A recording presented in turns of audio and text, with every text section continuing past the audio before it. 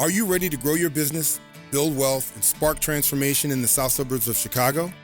Visit southlanddevelopment.org today and sign up for our newsletter to stay connected, get resources, and be the first to hear about the Achieve Summit, where entrepreneurs, developers, investors, and changemakers come together to ignite growth and opportunity.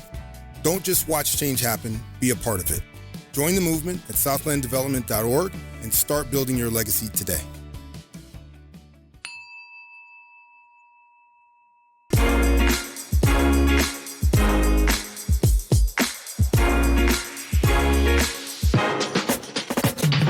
In this episode, I sit down with Chris Cooks, a hospitality-driven entrepreneur turned ecosystem builder, whose journey from small-town business owner to regional economic development leader offers a blueprint for purpose-driven success.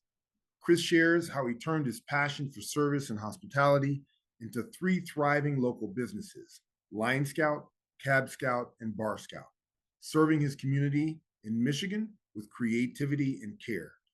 His journey then took him into the world of franchising with Dunkin Donuts before ultimately choosing to pour his energy into helping other entrepreneurs navigate the complex path of building and scaling their own ventures in the Southland. Good to see you. Good to have you here. Thank you. Tell us your name and a little bit about what you're doing right now. Sure. My name is Christopher Cooks, and I work at the Southland Development Authority. And I started as a business advisor, and now I'm the director of the Illinois Apex Accelerator, which is a Department of Defense funded program to help businesses become part of the defense industrial base. And we work with all types of companies offering products and services, and we help them get into the market on the local level, and then hopefully build up to the point where they're able to supply the DoD and be part of the big machine here in the United States. Well, one of the reasons I wanted you to participate in this podcast is because you now spend a lot of time working directly with businesses and helping them grow, but you've also been an entrepreneur yourself. Mhm. So tell us a little bit about some of the entrepreneurial endeavors you've been involved in throughout your time. Sure. So it started back in 6th grade when I found out where all the coins hide inside the washer machine. When you pop off the panel on the bottom of the washing machine in the dryer, you find all the change that was left in the pockets. And I found that to be a very great resource to start building my funds in order to fuel my entrepreneurial desires. And then with that, I discovered we can go to Sam's Club and I can get my hands on bulk candy. And the market demanded Swedish fish because there was none available at 6th grade. And so I started selling handfuls of candy out of my locker for 25 cents a piece. And by the time I made it to my 3rd box, the assistant principal was right over my shoulder, caught me red-handed. And that involved mom coming to the office, hearing exactly what I was up to.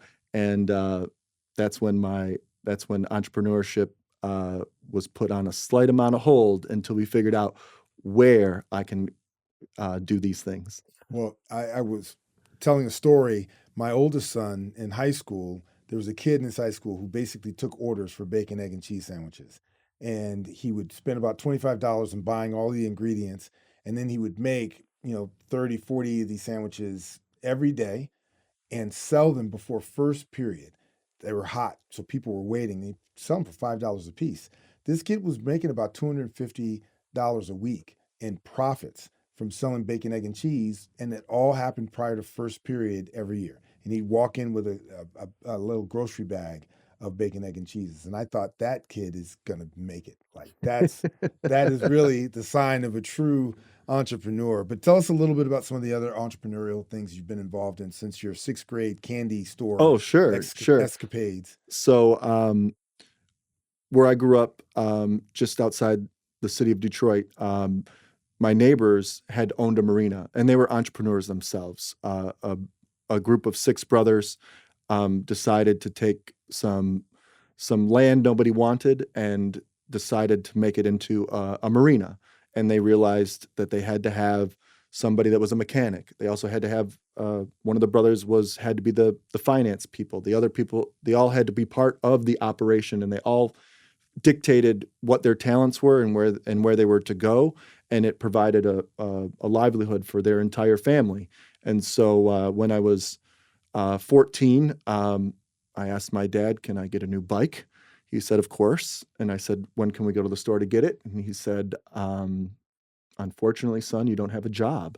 And that's necessary to earn money. And then I will take you to the store and you will buy a bike. And I said, well, where can I get a job? He said, go next door and ask the neighbor. I'm sure they need someone to run the gas stock or pick weeds or sweep the shop. Just go ask them. And I said, will you ask them for me? He goes, I don't need a bike. Yeah, And exactly. so I ended up working there with them, and they were some old school guys that had expectations. Put you through the ringer a little bit. Yes, of course, and that was a great way to understand how to be useful, but also reliable and dependable. And what that turned into was me and my brother ended up manning the gas stock Saturdays and Sundays. And we got to meet a whole variety of people. And that was a great introduction to a lot of personalities. But then we found out that these people don't have time to clean their boats on Thursdays and Fridays before they go out on Saturday and Sunday. So we were approached by a few boat owners to say, can you guys clean our boat before we come out with our families? And we said, sure. And but we went back to the office of the marina to ask permission to do that. And they said, yes, but you're not part of our business. You're doing your own business. And then they gave me some great advice. And they said, That's great. Use their products, use what they are to use on their boat, because you don't want to be in the position where you use something and it damages their boat. You guys are in no position to be able to pay for any level of damage. What they want you for is what they want you for. So they need you for the elbow grease, and that's what you guys should do, and that's our suggestion. But if anybody comes to the office and complain, we got nothing to do with it. So it's your name and your reputation. So me and my brother did that for another for the 2 years that we were there, and we ended up cleaning the president of the bank's boat. We did all those things, and got to earn a lot of respect, and people trusted us to do that job, and we got to earn extra cash. That was really good advice they gave you about using the products that were already on the boat. Tell us a little bit about some of the later entrepreneurial endeavors you've been involved with, because I know you've had an opportunity to consider being a franchisee as well. Yes. Well, I had an opportunity in college, and what happened was my friends had all asked me, because I worked in the restaurant industry, waiting tables. They would always ask me, "Hey, man, how busy is it at the local bar?" And I would say, "Well, I don't know." And they're like, "Well, just drive by and tell us how many people are waiting in line at the individual bars." And I said, okay, I guess I can do that, because I had my own vested interest in going out after working all day.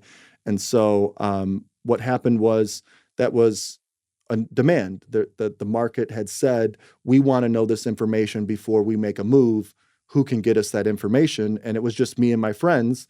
And I said, how can we make this better?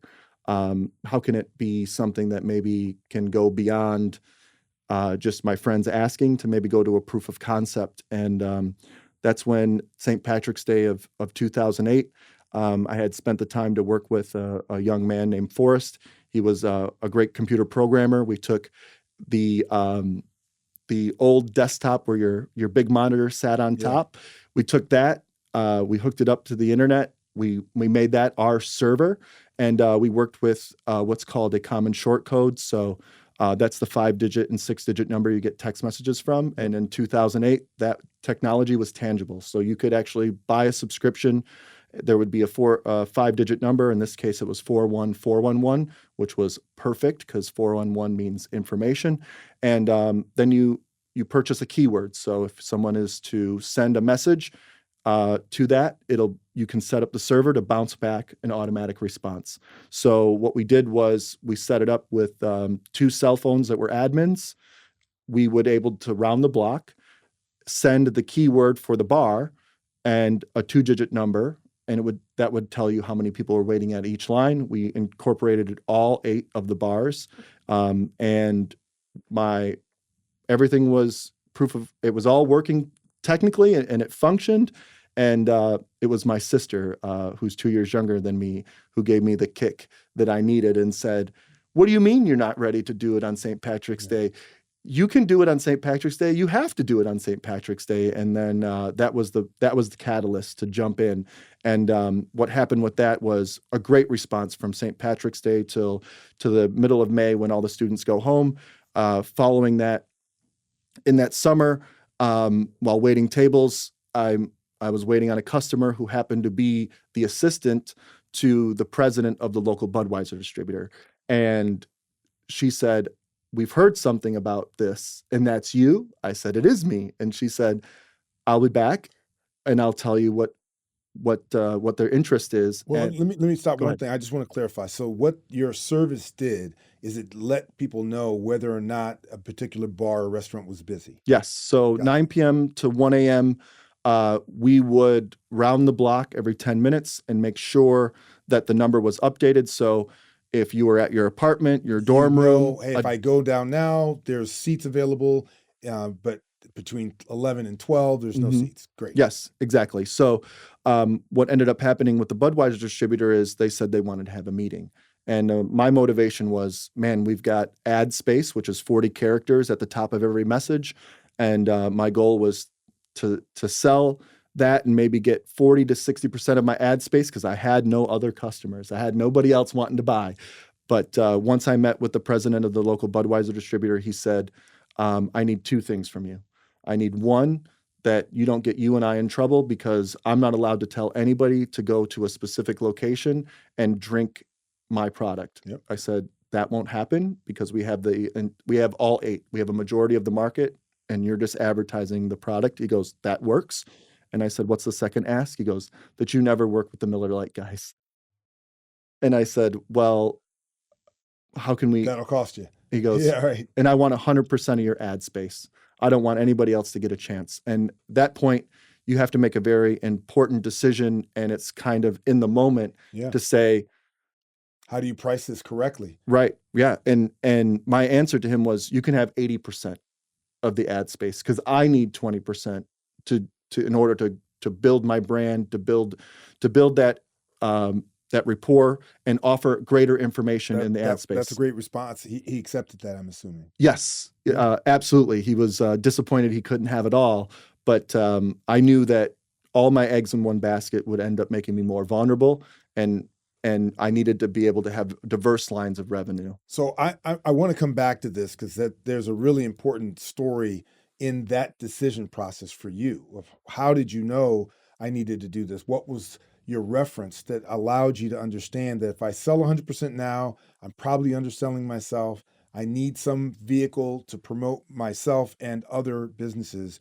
But before we go there, I want to kind of step back, right? We started in the conversation about you when you were, I guess, elementary school level, but I want to ask you about your childhood aspirations. What is it that you wanted to be when you were a child? I mean, you didn't grow up necessarily wanting to be an entrepreneur, Mm. but and it could be anything. But what were your dreams and your aspirations as a young person, and maybe even how did those things change from your entrepreneurial experience in elementary school, getting to junior high, then getting to college, the work you did with the boats, and as you gone and started to develop this business? Talk a little bit about that.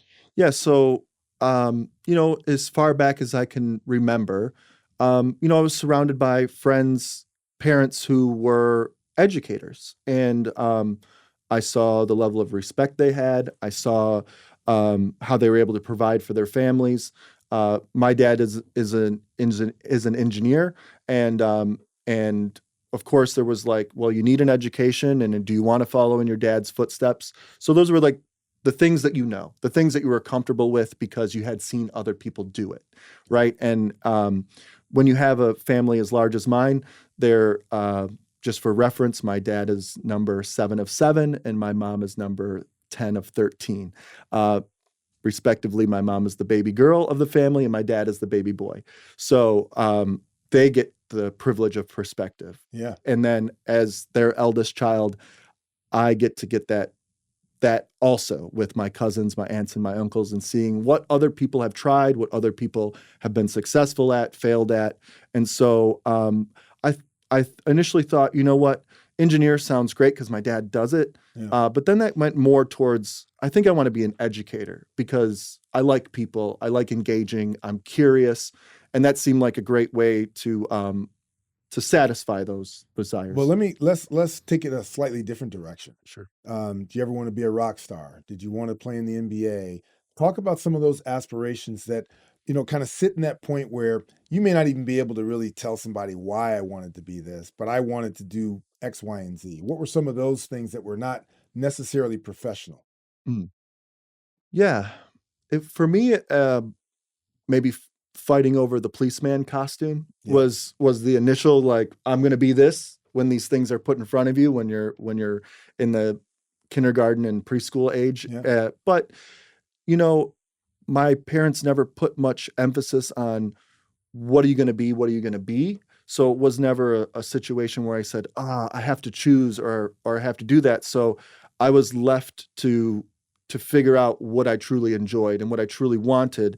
And that was kind of an approach of both my parents because um, they wanted to see me flourish in my own interests Yeah. and they wanted to see how that would happen. So if I wanted to play floor hockey, they signed me up. If I wanted to play baseball, we played baseball. If I wanted to, work on a go-kart, they would facilitate that, Yeah. right? But it was always about maybe what are your interests and how do you develop those? But I never really saw myself in that role of like, I'm going to be a rock star or idolizing someone in that way, other than just idolizing my parents and going, I think that they got it pretty good. I Yeah. want to have that. Is there any aspiration that you developed, whether it be professional or non-professional, that you really feel to this day is something that's been unmet, something that you didn't pursue? Sure.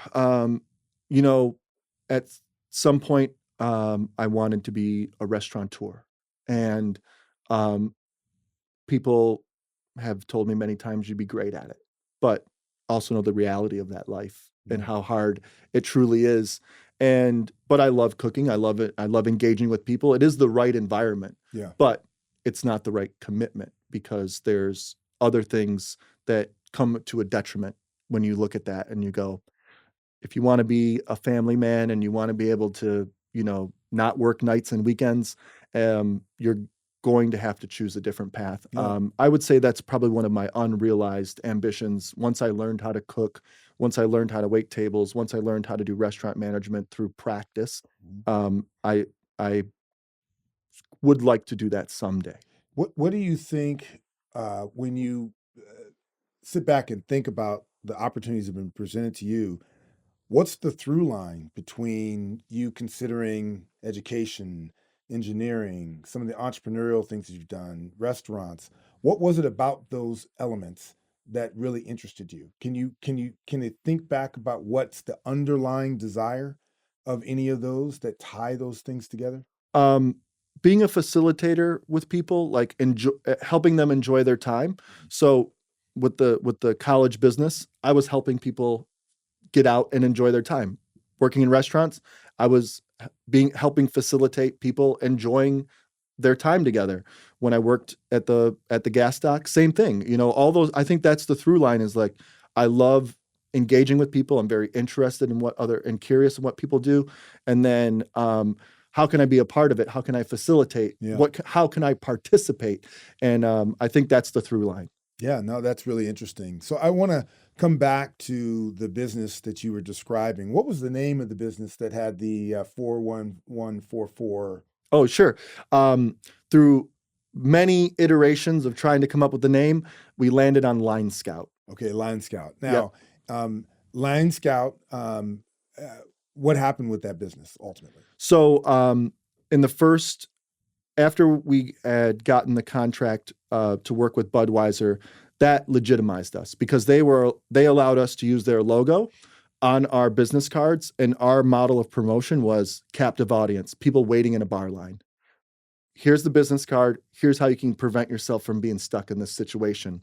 And of course, you meet every personality out of the box, and people Yeah. are going, what do I need this for? Or this is an amazing thing. And you get all this feedback on your business, and you have to be able to take it, right? You have to be able to take people that don't believe in you and then people that want to give you every idea out of the box. And but that was the captive audience. So we promoted every 10 minutes, we'd walk around the block and take advantage of that captive audience, make our product better or our service better, listen to what people are telling us.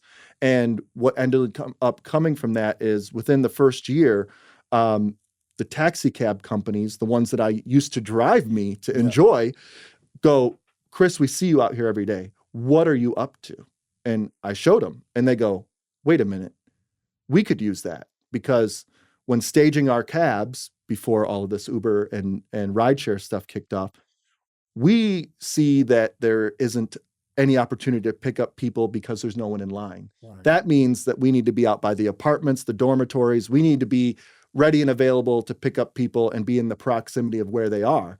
And then when they started using my service, they go, oh, wait, we see that everything's full. People are going to quit and go home. It's too cold out. So they started using my information as a strategy to better manage and stage where their cabs are. And then a phone call came from a woman who owned S Cab, and she said, Chris, you've always been a great customer to us, but how do I get to take advantage more of what you're doing? And I said, I think that you need to be part of Cab Scout. And at that point, Cab Scout was... So you went from Line Scout to Cab Scout. Right. And you couldn't Google a cab dispatch number at that time. Right. So that offered me now another revenue stream, and that 20% of ad space now was totally dedicated getting people to use Cab Scout. And so now we've got two services, and I'm finding out how many people are willing and wanting to go to the bar by engaging. And then what is the time in which they're going to seize the opportunity to go and utilize a cab. But then the bars who were like, you pesky fly, could you please go away? They opened up and they said, well, you're not going away. How can we work with you? And I said, I think we need to put out Bar Scout. And which really was their own ability to, once you got a Line Scout message and you saw how many people were in line, you could reply the name of that bar. It would come back and give you the bar specials for the day. And they could choose to offer you free cover. They could choose to, whatever they could to motivate you. Yeah. They had that in 40 characters above. They managed that. They told me what they wanted. I put that into rotation. And then they would have their listings of what the bar specials were for that day. They had already published it in the student paper as well. So now we've got 3 vehicles and we've got the ability to basically answer every question that's out there. You developed a whole ecosystem for people to go out and spend their money and get drunk. Exactly. Basically. Exactly. And that's what people spend a lot of their money on when they're in college. When you're in college, for many people. Well, I shouldn't say their money. Yeah, somebody's money. I just want to take a moment to say thank you. Thank you for listening, for letting us be a small part of your day, and for joining in these conversations that matter. This podcast isn't just ours, it's yours. We'd love for you to subscribe so you never miss an episode, and join our community where you can share your own journey, your wins, and your lessons. And if there's someone whose story you think we should hear, tell us. We're listening. Thank you. You're listening to The First Million is Always the Hardest. We are now returning to the show. This is interesting. When you started Line Scout, was it your intention to build a business that was just going to pay you enough? Did you think that this was something that would actually turn into a valuable asset that you could sell to somebody? What was your perspective when you got started? So first, it was facilitating, right? Like it's working, and there's lessons to be learned. They're tough, they're hard. And like you mentioned before on pricing, believe me, the initial price that I gave somebody didn't tally in all the cost of operating the business. Right. I looked at some fixed cost and I thought I had a good understanding of it. But once you're in practice, you go, I'm not charging enough because the balance sheet isn't looking too good. So then that has to change. And then you get to go into for me, thankfully, it was a seasonal business because we had summers off. So I could always come back and redeploy and reinvent. New season prices. Yes. Based on on the previous season's data. Oh yeah. And at that point, just to give you some insights, with all the metrics that people capture on people today, your telephone number is a unique identifier. Yeah. Okay. There's only a few people at that time that had multiple cell phones. Right. But now I know what time, what day, what number, what message you received. And then when we can just get that piece of information, that's very valuable to somebody that wants to buy your ad space. They can see the activity, they can see how many people got exposed. So we've got the right recipe.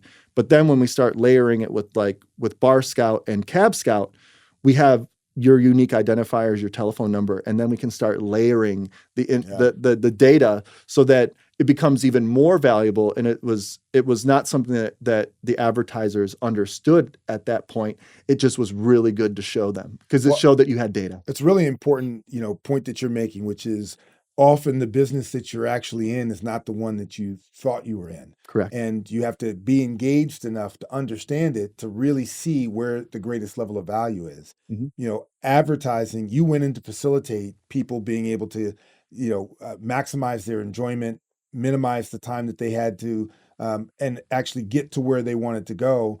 And so that facilitation was your initial driver. Mm-hmm. The opportunity to generate revenue really came more from the advertising than anything else. Correct. But the real value in your business was the data. Yes. Right. Now, what happened to Line Scout, Bar Scout, Cab Scout? Sure. So I went to our biggest rival in the university world, and I went there to expand the market, and I learned a tough lesson. One, people are not as motivated as you, as the ownership, the person that takes personal ownership of the business. I learned that lesson very hard, that nobody is going to do the job as well as you're going to do the job. And you have to understand that when trying to open up a new market, because they're going to need a level of support, and they need to understand that they are the reason why it's going to work. But then they're going to leverage you on that because they go, you can't do it without me. And that's a tough lesson to learn. But what ultimately happened with that was, okay, it's basically at the 5-year mark, we've tried to expand markets to different markets. We know that it works. We know it generates revenue. We've learned some lessons. We're doing good. But what happened was there was some changes in technology, and I had to adopt the platform of developing an app. And now, if you want to develop an app, you have to do one on Android, but you also have to do one for the iPhone. And then when you start talking to people and they're telling you, hey, it's $25,000 just to get you where it's available. And I'm going, wait a minute. People do have internet. People are adopting apps. How much is this investment? Where's it going to take me? And if I'm not able to expand to other markets, is this going to be fruitful? Right. And it's a very important lesson to learn in business that, number one, you don't want to close shop, but you don't want to take everything that you've earned while you're doing good and doing well to dump it into the effort that's going to satisfy your ego or to maintain a reputation that doesn't exist. So you had to make a really tough call. Am I going to reinvest and recalibrate my entire business Mm-hmm. and invest everything I have into this new app world and compete again? Or do I figure out a way to extract as much value as I can out of my existing business? Exactly. And so what happens at that point is there's some competition brewing up. And there's a football player who played in the NFL. He's back on campus to finish his degree, and he likes what I'm doing. But he also has other friends. And it's a game at that point. I like what you got. I don't have what I got, but guess what I've got that you don't got? And this is money, right? Yeah. And so then there's this cat and mouse game of them trying to discover what I do without having to pay for it. Yeah. And so what they did was they tried to enter the market and say, we can sell VIP tickets and you can buy them for X amount of dollars based on demand and all these things. They had a model like that. So what happened is that the core business that we're tied to is the bar and restaurant business. Bars and restaurants make the most money when they are at capacity. So what happened is they proved the negative, The negative was that somebody's willing to pay as much as $25 to reserve a VIP at a college bar. But guess what? They show up whenever they want. Yeah. And if your bar is 250 people capacity, that doesn't help you. No, it doesn't help you at all, because Right. they end up showing up later and don't have enough time to spend all their money. So how long did it take for that competition to realize that you had value that they could not replicate? About a year. Okay. They sunk a lot of money into it. They thought they could just pull the rug out from underneath me. And was it so much money at that point that they were no longer able to really compete to acquire? Did they acquire your business? Is that ultimately what happened? No. The simple thing is, it works. The technology's changed. The environment's changed. So now we've got a trend where people are drinking less and less as young people. And I'm seeing it happen with data. And I'm going, wait a minute, this is not a good sign. Okay, so if they're not going out and involving and going to the bar, that means they're not taking cab rides. That means they're not really interested in the specials. Now we've got the decline. Mm-hmm. And that's when you really have to have a lot of humble pie in front of you and go, this is the moment where I exit the market, because there's now Twitter, there's now Facebook, and there's live video feeds, and there's photos, and there's all these things that can be captured. Can I adopt that model? Is it necessary to go that route, or do you bow out? And so how did you just, I'm assuming, but Mhm. you'll confirm that you decided to exit the market. Yes. How did you exit? Because it's seasonality and there's the constant influx of new 21-year-olds. I have to put a lot of time and effort into getting them educated into what is this resource and how is it available. And so I looked at all of that and go, the year of 2012 is going to be the last year. Okay. There's some things I want to prove to myself, and I'm going to go full force and put that effort and that capital behind it. And let's see if I have something to sell at the end of it. But ultimately, there wasn't enough profit, and there's not any kids that want to work from 9 p.m. to 1 a.m. Thursday, Friday, and Saturday outside of the bar. Right. So there might be some marketing majors, but they're not going to be committed in the cold weather. They're not going to be committed on the biggest party days of the year. They're not going to do it. And so when you don't have that manpower, no bar is going to allow you to put a CCTV up. Right. No insurance company will ever want to see what happens in the line while people are waiting to get in. So you were able to use the changing of seasons as a way to kind of sunset your business. But my takeaway from what you said is that you were able to achieve a few things. One, and maybe most importantly, it funded you for a little while. For 5 years or so, you were able to leverage this business in order to make some money for yourself. Yes. Which was a great thing. Secondly, one of the areas and the through line that you talked about, that facilitation of people, you were able to do that with each of the lines of businesses that you created. Mm-hmm. But most importantly, you were able to do it around the ecosystem of restaurants, bars, which is an area that you have a particular interest in. And you still remain interested to this day, which was phenomenal. And then lastly, you gained a lot of strategic experience about how to work with small businesses, competition, people that are going to be in the advertising space, and all of that you're able to bring to bear on the type of work that you've been doing today. One of the things I like to do in this conversation is talk about key business decisions.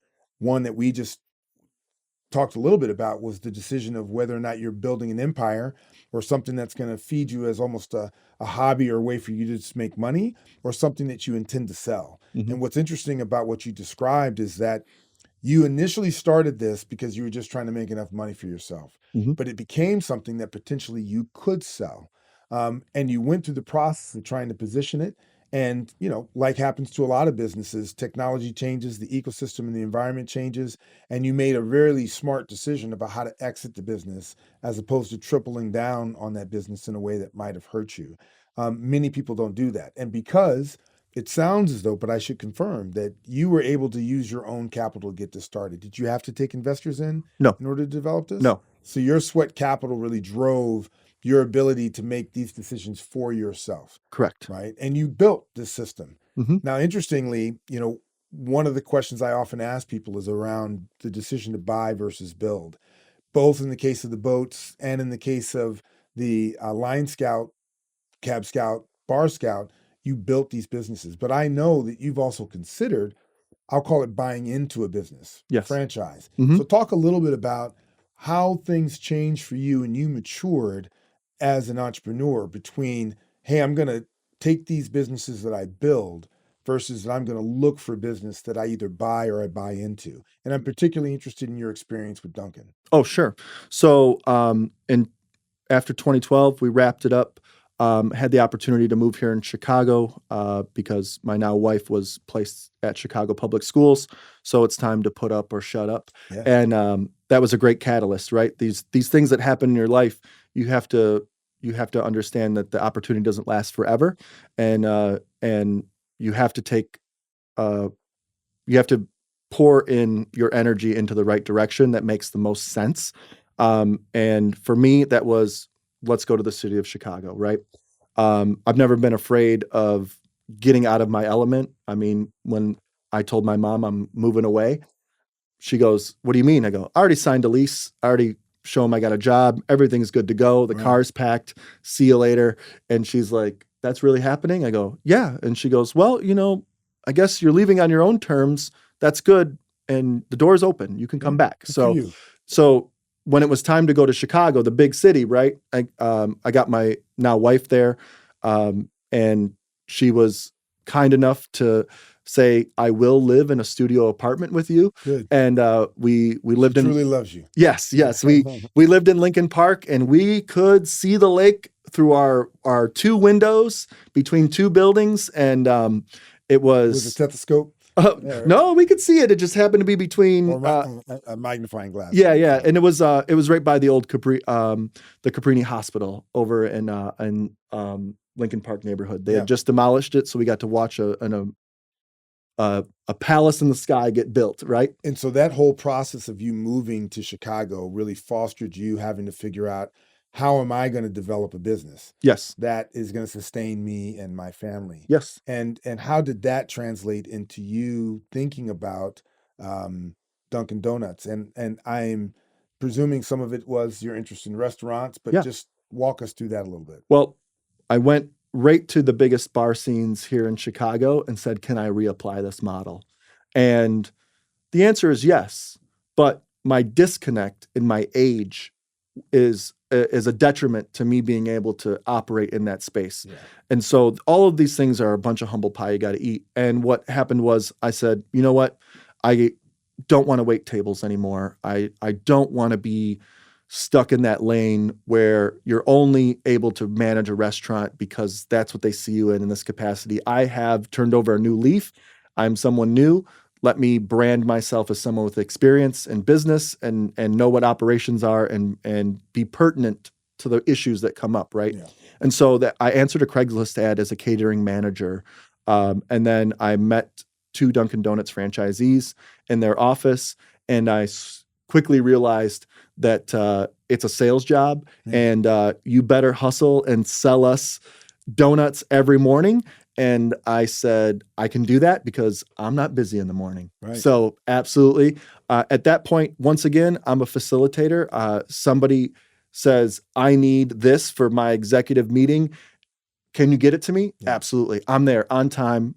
Everything's set up. The service is 100%. That's all me doing that myself, So right? just for clarity for the audience, what you essentially were doing was you were actually selling donuts from Dunkin' Donuts to a variety of other private institutions and people that are buyers, or Mhm. were you selling them directly to the actual Dunkin' Donut shops themselves? No, so I worked for 8 locations downtown in the loop of Chicago, and they wanted more catering business. They wanted their cups of coffee in those boardrooms. They wanted their donuts, their sandwiches, their bagels, their muffins, everything. And they also had they brought the 2 first Jersey Mike's locations in downtown in the loop, and it was gangbusters for college grads that are working in the financial district. Yep. They need their sandwich and they need it fast. So that I had 2 advantages. One, I can sell you all this stuff for the morning, and I can sell you this for lunch. Right. And I really cut my teeth in the way of, getting myself in there, talking to people, building a network, having people call me, making sure I had everything ready and delivered. And that ultimately came to fruition when I was able to get the contract to supply donuts and coffee for the Cook County Board of Elections. Great. And now you're dealing with the big boys. Yeah. At 1 a.m. in the morning on election day, I'm putting everything together. I'm pushing it in carts up into the building, making sure the board staff, they have what they need. But we also had to stage everything for the election judges. Yeah. The election judges come and get their equipment in order to manage the election at their local spots where you vote. But they also get donuts and coffee. So I have to have everything labeled, ready to go, put it out there, get staff motivated to do it. And we ended up, I ended up working on that contract every time there was an election. When they needed a runoff election, they needed the same order again. I go, another opportunity to sell. And that got me great introductions to all different types of businesses because I'm in their office. I'm with them. And when people see you do a good job, they take notice and, seize the opportunity when you see you. That's great. Now, you at one point were considering even running, if not owning, a Yes. Dunkin' franchise as well. Mhm. Talk a little bit about the process of approaching the possibility of owning a franchise. What were some of the pros and cons? You had worked closely with a lot of the Dunkin' Donuts Yes. franchises, so you had a sense of some of the issues. But just take us through what that decision process was. And I'll spoiler alert. I know I helped to recruit you away from that to some degree. Yes, But just go yes. and tell us a little bit about that So process. that was 10 years of my life. And it was awesome because I got to be part of every piece of the puzzle in a franchise business, to the point where in the last 4 years I was with them, I sat in the chair and I had all the levers and the switches, and people called me. I had to be involved with HR. I had to be involved with financial reporting. I had to be involved with all the vendors that we use. I had to be involved with hiring process, everything. I got to touch it all. And that's when I said, man, this is a good business because you know what? You got to wake up real early, but all your revenue is in the till at 10 o'clock in the a.m. Right. And this is a whole different dichotomy than working with bars and restaurants where Everything's at night. they're looking at profitability at possibly at 10 o'clock at night. Right. Are we done with service? Are we a 2 a.m. service? Whatever that is. So it was a complete flip that I'm up before the sun comes up, but a majority of the revenue is in the till by 10 o'clock. So at that point, we had a CEO who unfortunately left this earth too early.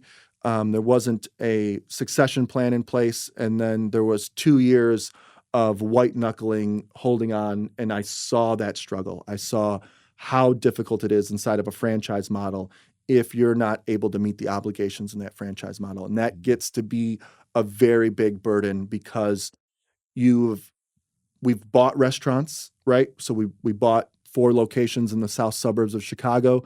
We changed the culture with those employees. We got them profitable. We moved that around.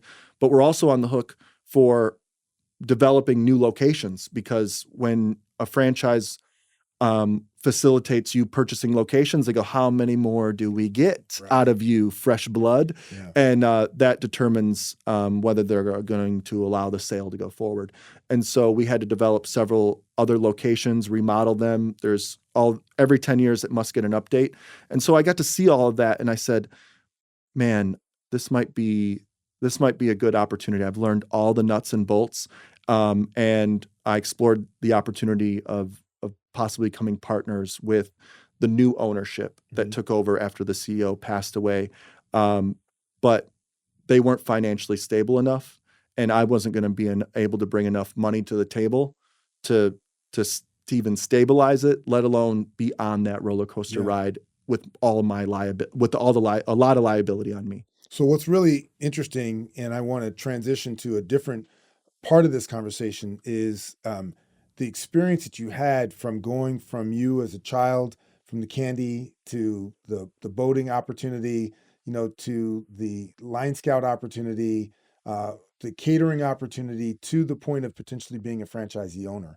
There is a line through all of those things that works. And there's a line that's really interesting, both in terms of your facilitation of making sure that people are in a place where they're comfortable, your interest in the kind of restaurant bar space, your concern about making sure that you find the right balance in your life between when I'm working, how I'm working, and what does that allow me to do. Their loss is my gain in that we were able to bring you on. And now what you're able to do is to work directly with a lot of different businesses and help facilitate them doing much of the same of what you did. And I want you to take a second just to talk about what your experience has been with the Southland Development Authority as, a relationship manager, and your experience as the director of the Illinois Apex, because there is a through line between all of that as well. Yes. So I love helping people, right? So whether it's going at the church and dealing with the homeless and helping them out, my parents simply said, wouldn't you want to, if you didn't have a home and you didn't have friends on your block, wouldn't you want some kid to play with? Okay, Dad, Mom, I get it. I'm going down to the church and I'm playing with the kids of my age because they don't have that ability, right? Let's have some sense of normalcy. And you need to get out of your element too, as in get out of my basement. So, that's where I go, wait a minute, there is a really great opportunity to work with the Southland Development Authority because I get to work with a diverse amount of people that are going through a lot of struggles. And when I was a business owner, I went to the state of Michigan and their resources to help entrepreneurs. But the issues that came up was someone didn't take the time to understand my business because it was new to them. Yeah. And I said, this is my opportunity to be a good listener. This is my opportunity to take my experience and help people enact change, right? But I also knew what my limitations were as an entrepreneur with very little capital, doing it myself. Then I can help people tremendously in that way because I have the right perspective. Yeah. And so when I work with the clients as a business advisor, I was able to build that rapport within just a few hours of advising because I had lived that struggle. I know what it's like. There's a goal that you have it's there, you can see it, but it's just not tangible. It's not money in the account. It's not the notoriety for what you're doing. It's everybody's going, don't do that, don't do that. And I wanted to tell people, you can do that. And I've had clients say, Chris, I quit. I go, well, it's Friday. You can't tell me that. So I'll call you back. And they eventually, they come back and they go, thank you. Because everybody else was telling me to quit. And you told me the reasons why to stick with it. And you believed in me. And that's really enriching in your life to be able to have some impact with people. And then they give you all the credit in the world. And you say, no, you did it. I did not do those things. You did those things. You're the one that went to operations and fixed what was the problem. Yeah. You're the one with some guidance that lifted the fingers and went through the pain to do that. I was just here to help you stay motivated, help you figure out what the process is to get to that moment where the challenge becomes opportunity. I like to be an eternal optimist with them because when they go back to their friends and family, they get the same answers that I got. Well, I like to tell people, if you really are an entrepreneur, part of the skill set that you have to develop is being almost delusionally optimistic. Yeah. Or if you want to characterize it differently, my son plays cornerback, and one of the things that they tell cornerbacks is you have to have the memory of a goldfish. As soon as a bad play happens, you have to forget about it and move on to the next. Mm-hmm. Because if you allow yourself to dwell on how difficult this is as an entrepreneur, allow yourself to dwell on how a bad thing that happens that you don't have any control, it will deflate you to the point that you can't operate, mm-hmm. right? And so you have to get really good at saying, I'm going to figure out the next step and the next step and the next step. You've had your own personal experience doing that. Mm-hmm. And now you're spending time doing that with a lot of other people. Give us a sense of how many clients over the course of the last 2 or 3 years you've had a chance to work with, and who are some of the clients that stand out for you of people that you've been able to interact with? Sure. Yeah. In the beginning, it's tough because you're working with what's in front of you, right? The influx of people asking for help. Mm-hmm. And you really are challenged at that moment to figure out, how can I be helpful to this person? One of the businesses was a woman that had quit her job in the beginning of 23. I started talking to her in August because she wanted to fill out a grant from Cook County. And when she came to the door, we asked some qualifying questions, and the opportunity wasn't for her. And so she walked down the hallway, and I said, no, come back. come back, and there's still things we can do for you. Just this grant doesn't apply to you. So let's figure out what do you need? And so we ended up having a meeting with her. She is graphic design and she published her own book and does motivational speaking. So I've got a doer on my hands, but she is challenged by the fact that only her mom knows she quit her job. Okay. So she's keeping the lips sealed so not to feel that penetration by her support circle that are looking out for her in her best interest, because they're telling her, go back to your day job. Right. Yeah. But she was able to keep that at bay. And I worked with her starting in August. By the end of the year, August of 23, I helped her after like 5 conversations. I go, you know what? I just don't think you understand your value in the market, because what you're telling me, I see your work, I see everything you're doing. I don't know your value in the market. Let's find out someone who does. And then we use the tailored expert consulting program here at the SDA that hooks you up with a local consultant that specializes in what we can't do as the experts. We're not the experts in all things at the SDA, so let's get an expert to help people. And so she got to sit down with an expert that works in the graphic design space, and she quickly learned that she was undercharging. Yeah. And people saw little value in her services because her price was too low.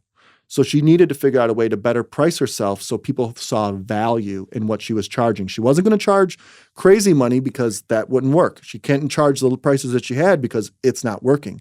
She had to find that sweet spot where the market would accept her for the services that she produces and see the value in doing that. So once we got her that introduction to the consultant, they only spent 5 hours together, which is a very short amount of time. But in that time, they figured out a pricing structure that works. And at the end of February in 24, she called me and said, Chris, I only made $28,000 in 2023. I now have $28,000 in revenue in the first 2 months of the year. Right. And I want to thank you so much for helping me out. And I tell her, you did it. Yeah. You did it. You did it. I did not do it. And since then, she's been able to actually get into the government contracting space where she's doing graphic design for libraries. She does such a great work that now she's in a directory for a national organization for library directors. That's awesome. So now she's got an influx of people saying she does great work. Yeah. Talk to her. You know what? You like what happened with us? You can see it. As our website is now updated, it's beautiful. It really serves the public. She can do it for you. Yeah. And she's amazing. And anytime I see her, I get the biggest hug you could possibly get. Well, I love that story. And just to add to it, because we have people like you that work with the Southland Development Authority, we get to actually have a real impact on the community at large. You've probably worked with, I'm going to guess, at least 100 to 200 businesses over the course of the last couple of years. Yeah. Directly. Mm-hmm. And in each of those instances, you are doing exactly some version of what you just described you did for this one graphic design company. Yes. It's very different than what most other economic development groups are doing. It's something that people say that they do. It's a very different thing to execute, to have that kind of level of relationship. And we're not going to take this particular opportunity to go through some of the others, because some of the guests that you've worked with are going to actually come into the studio. We're going to get a chance to interview them as well. But there are companies that you have worked with over the course of multiple years that we've now gone through the process of not just consulting on how to improve a small business practice. We've recapitalized some of them, meaning helping them actually reframe how they've raised money that gave them more value. We're engaged in conversations about building them additional plants, literally fully 50,000, 75,000 square foot plants that we're going to help them build to help them enhance their business. And that comes from all the experience you described that you had starting back when you got in trouble for selling Swedish fish at elementary school and your mom had to come in. So we're going to move towards kind of wrapping up, but I have 3 questions that I like to ask just to help frame for people a little bit about your experience as an entrepreneur and what you've learned. So when you reflect on your experience as an entrepreneur, if I only had money, what would you have done differently? If I only had money, I would consider buying assets, specifically real estate. I saw how my father was able to, maintain a family budget, and much to our dismay as children, going, "We would love to have the world." And he goes, "You'll have your chance." But, he was able to get a rental home, and he still has it to this day. He still rents it out. Then there was another opportunity on the same block to get another rental home. And he's got experience from my grandfather as a carpenter. So Yeah. he knows what he's buying, right? He's paying attention to the lessons that he's learned in life to do that. And if I was to have money, I would consider buying an asset like real estate, because I now see over time how those things appreciate and how you can derive real revenue and actually provide people a good home. Yeah. You don't have to be the evil landlord. You can Right. work with people and say, this is what you have. This is the means that you have to do it. I would rather have a good tenant than kick you out. Yeah. We'll work with you. If you'd only had money in the context of you as an entrepreneur, Yeah. What would you have done differently, whether it be with the opportunity for Dunkin Donuts, be the opportunity for Lion Scout? How would have money, if at all, changed the decision-making process or the experience you had? Well, it certainly would lower my perceived risk, right? Like going, wow, if I have this amount of money that I'm not dependent to live off of, then of course I'd be more aggressive in figuring out what the next step is to leverage the money, because money is a tool. People say that all the time, but if you think about it this way, what's this tool going to get me? Well, if it buys me a laptop and buys me something to make a computer server, I would have spent more money than necessary. Right. I would have done that because it was easy to use that tool. But instead, I went the other route. But in the case of having money, maybe I would have had a more polished marketing campaign. Maybe I would have been able to maybe do what the football player was doing and wowing people with what they had left over from their NFL contract. Right. But I saw how that didn't work. But if I would certainly treat it just as a scarce resource as how scarce it was when I started. I would still treat it that way because there's no more coming. It doesn't grow on Right. trees. And if you can't take a dollar and turn it into another dollar, you're going to be out of dollars real quick. So 2 more reflection questions. One is, if only I knew the right people, what would have been different in your experience as an entrepreneur, if at all? Sure. Yeah, and like knowing the right people, what are those relationships? How could you leverage them? Sometimes you can dwell on that quite a bit and go, oh, if this fork in the road, if I would have went this way or would have went that way. And I've come to the point where I can speak confidently about it, that this is my path, this is my journey. But if I could have worked with the Budweiser distributor and known my value, I would have charged him a lot more money in the beginning. Right. But I would have raised the bar and maybe not been able to meet that. Yeah. Right. So the leverage of, if I knew somebody that had more money, then I could talk to them. And I have a close family friend that won the lottery. Money doesn't solve a lot of problems. Yeah, that's for sure. Now, if I only had the right partner, how might your experience as an entrepreneur been different? True.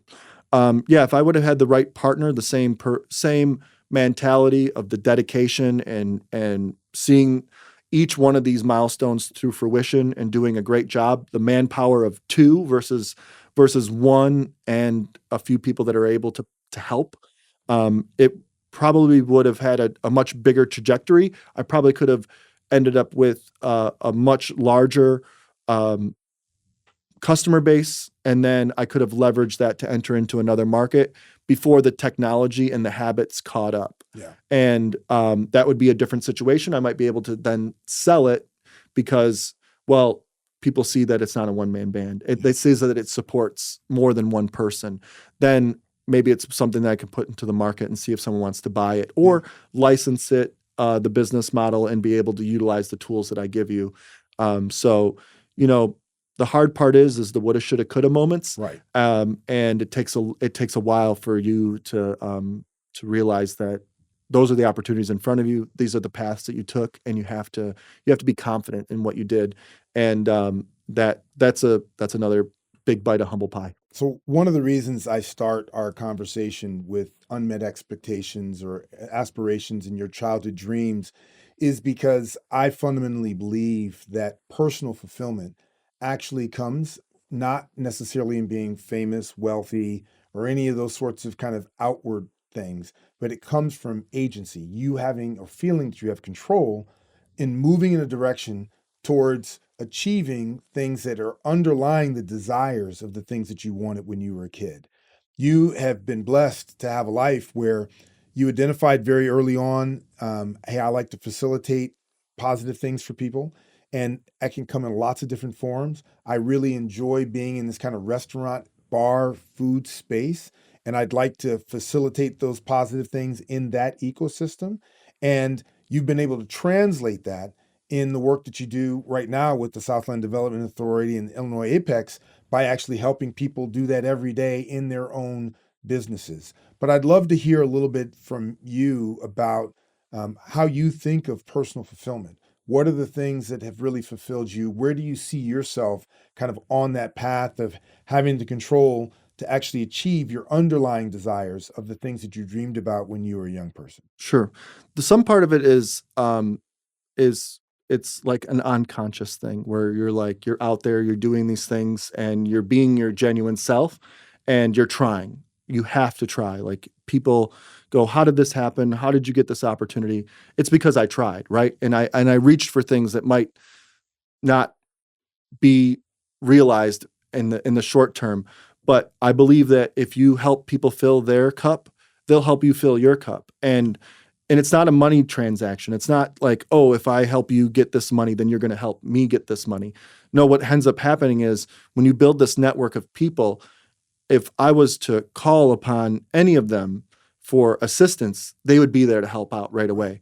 And that is the most important thing. That's where it becomes really fulfilling after you do, 20 years of working in whatever capacity you work in. There's steps back, there's steps forward, there's all these things. But if I'm not choosing to help people in front of me that are immediately in need, even if it's on a personal level, then what can I expect if I need help? And that ebb and flow where it's not transactional, I can fill your cup 3 times. I have the ability to do that. Like I can do that. I can help you. And they may never come back to fill your cup, right? But ultimately the really great people you work with, they come back and they go, he's a really nice person. He really helped me out and he could help you. And that ends up broadening your network. And that's really amazing benefit at the SDA is like, you get to work with so many types of business owners. And I'm not from the south suburbs of Chicago, right?